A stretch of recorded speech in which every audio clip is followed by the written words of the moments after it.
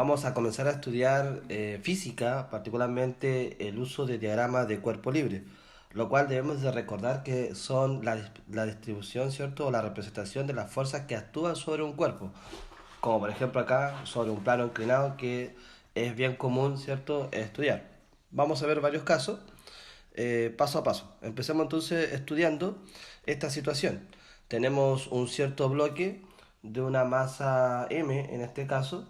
Por lo tanto, si yo tuviera que realizar su diagrama cuerpo libre, sé que de forma vertical actúa el peso de este cuerpo hacia abajo y luego, como hay una superficie en contacto, puedo identificar que hacia arriba, entonces, de forma perpendicular a esta superficie, estaría actuando la fuerza normal. Entonces, una N de normal y una P de peso. Debemos de recordar en estricto rigor que nosotros estudiamos particularmente 4 tipos de fuerzas. Estudiamos entonces, vamos a poner acá, recordar, que nosotros las fuerzas que estudiamos al menos son la fuerza peso, particularmente estudiamos la fuerza peso, la cual tiene una fórmula, es decir, la P que acabamos de poner es la fuerza peso, y finalmente sabemos que tiene asociada una fórmula que es la masa multiplicado por la gravedad. Luego estudiamos otra fuerza que es la fuerza de roce, que se denota como una FR y que actúa cada vez que existe superficie en contacto y hay un coeficiente de roce asociado. En este problema, cierto, que estamos suponiendo, no nos indican un coeficiente de roce, así que por lo tanto vamos a asumir en este momento que no hay roce. Y además yo sé que puedo determinar esa fuerza de roce, porque es el producto del coeficiente de roce, que es el mu, multiplicado por la normal. Esto que está acá es el coeficiente, ¿cierto?, de roce.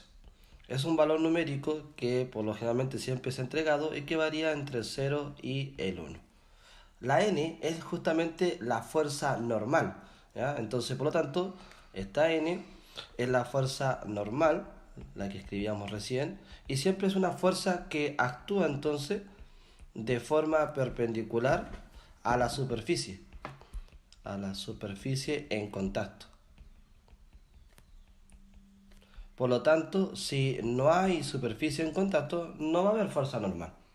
Y la otra fuerza que particularmente estudiamos, que en este caso tampoco está presente, pero que sí estudiamos, es la fuerza tensión, ¿ya?, que normalmente la denotamos por una T. Bien, esta fuerza tensión se da en los cables, en las cuerdas, y por lo tanto eso debemos nosotros considerar.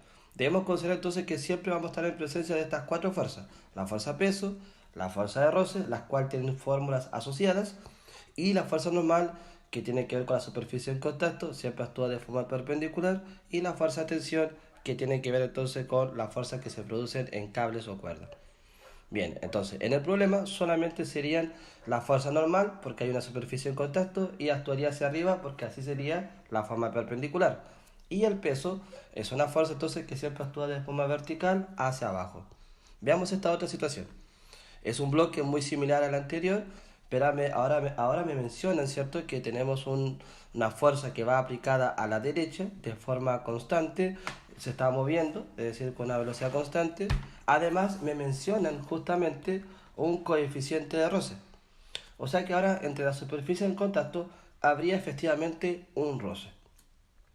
Por lo tanto, lo que vamos a hacer es lo mismo que realizamos recién, es decir, hacia arriba podemos ver que estaría su fuerza normal porque hay superficie en contacto, y hacia abajo actuaríamos entonces la fuerza peso. Es exactamente lo mismo que teníamos recién.